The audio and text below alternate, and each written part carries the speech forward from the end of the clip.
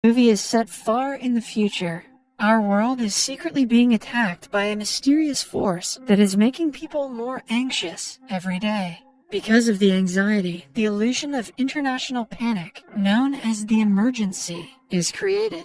It has induced citizens with a fear of something bad happening, which, in turn, messes with the economy and other factors plaguing the world.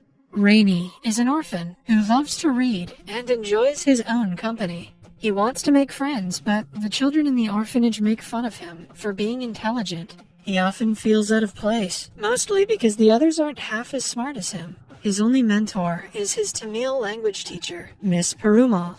One day, she shows him an advertisement about a test, in which the winners are awarded a scholarship to attend a prestigious school called the Boatwright Academy. Rainey has always wanted to go to Boatwright, but he doubts his own abilities. Miss Perumal assures him that he will be the most deserving one out of all the attendees of the test. The next morning, she comes to pick him up. Then they drive to the examination hall and separate after a hug.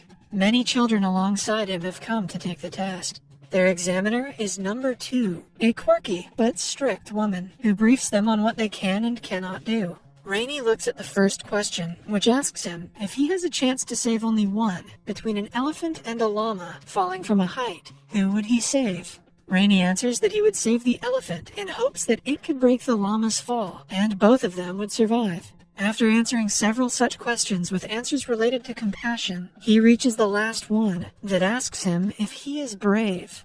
Rainey takes time to think about it and answers that he would like to think so. Number 2 asks them to drop their pencils.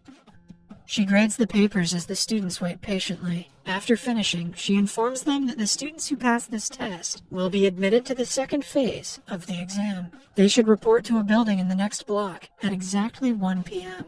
She also emphasizes that they are only allowed to bring a single pencil and eraser to the test. When Rainey asks her if they will be provided with sharpeners in case the lead breaks, she answers that they will have everything necessary for the test. Then she reads the list of students who passed that only has Rainey's name on it. Everyone else disappointedly leaves the premises, while Rainey goes to the next examination hall. While walking inside, a girl before him named Rhonda accidentally drops her pencil into a sewer drain. Rhonda's friend abandons her and walks inside, but Rainey offers to help her. They only have a few minutes before the exam starts, so he breaks his pencil into 2 and hands one half to her, confident that a sharpener will be provided inside. She expresses gratitude and offers to show him the answers during the test, but Rainey declines the offer. In the examination hall, number 2 explains to them that anyone who speaks during the test will be dismissed. She also adds that the test will be long and difficult.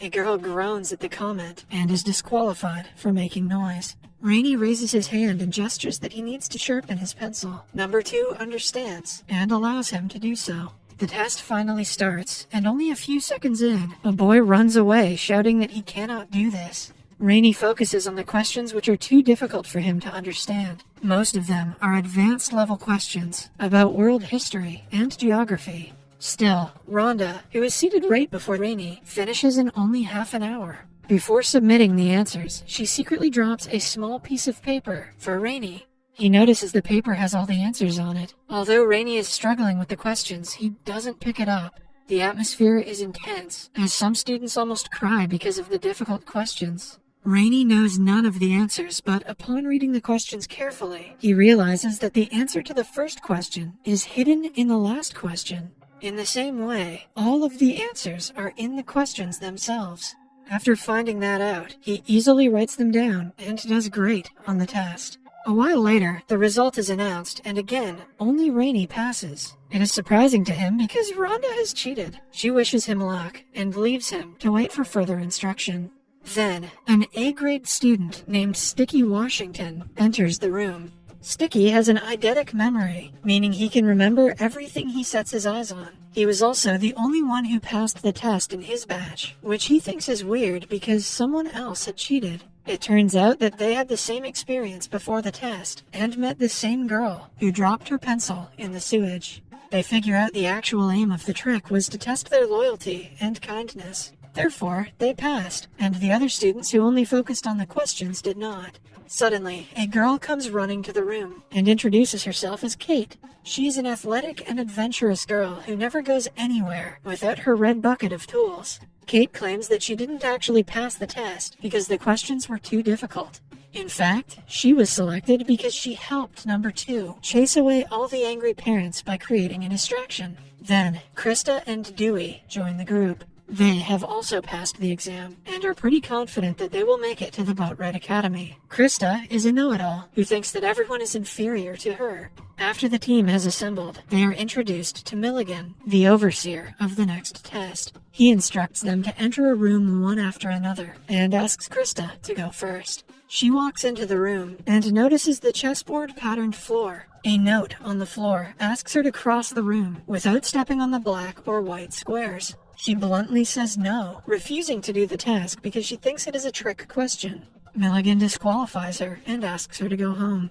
Next, Dewey enters the room and uses his athletic abilities to jump to the yellow squares. He sticks to the wall and leaps to the other end of the room easily. After he passes, Kate enters with her red bucket of tools. She uses a rope from her bucket and ties it tightly to make a pathway. Kate used to work in a circus for a long time and can easily walk on ropes. She uses her skills to reach the other end and complete the task. When it is Sticky's turn, he reads the question carefully and figures out that it specifically asks them to not step with their feet. So, he instead gets on all 4 and crosses the room.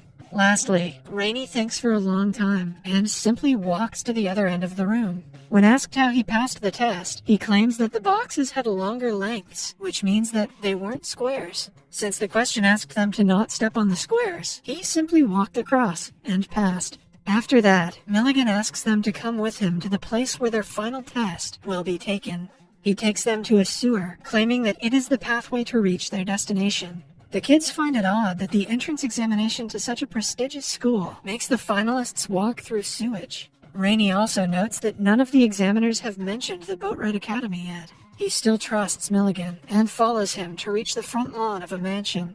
Milligan leaves them alone for a few minutes to check if everything is prepared inside. When the kids are left to themselves, Dewey starts to exercise while the other 3 talk about their families. Kate reveals that her mother died when she was a little girl and her father abandoned her in an orphanage. She doesn't blame him because that is how she found her love for circuses. Rainey also reveals that he never knew his parents, but he still misses them generally. Dewey follows up with a comment saying that his parents love him and call him their miracle.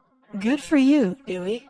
Following that, they are called inside the mansion that looks like a maze. Rhonda appears in front of them and reveals that she was sent to test them. For the next task, they are kept in 4 different parts of the maze and are asked to find a way to reach the 2nd floor. Once they have climbed to the 2nd floor, the first 3 to ring the bell will pass. As a hint, Rhonda mentions that they should be able to do this with their eyes closed.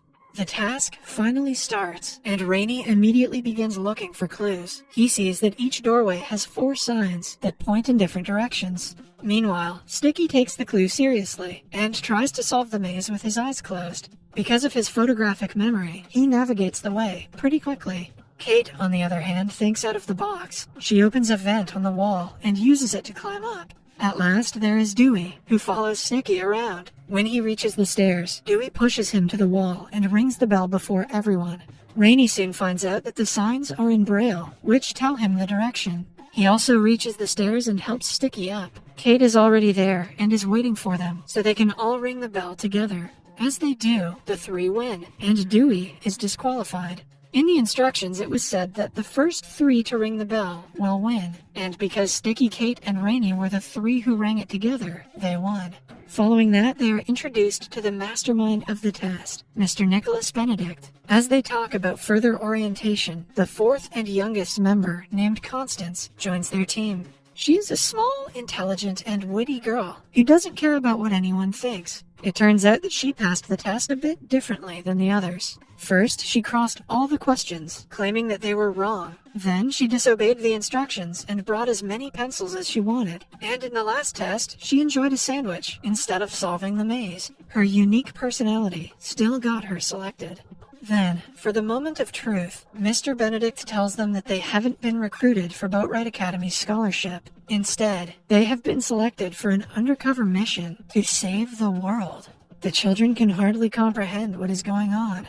Mr. Cumberbatch explains that they're the only ones who can end the emergency and save the world from chaos. It turns out that a mysterious subliminal message is being broadcast all around the globe through radios and televisions. When people listen to such TV and radio shows, they only hear the sound that has the highest frequency. But behind that sound, someone has added violent messages in a low frequency that the human ear cannot catch. Although people cannot hear the message, their brain reacts to the frequency. Hence, they subconsciously start to believe the message, which makes them anxious. These messages have created the illusion of international panic that we call the emergency. After a year of research, Mr. Benedict has found out that the signals of the messages are coming from an island that is the home to a children's school. Hence, only kids are allowed to go there. Therefore, their group has been selected for the task. He gives them the option to say no, and is happy that he got to meet such intelligent kids. After much thinking, all of them agree to join the mission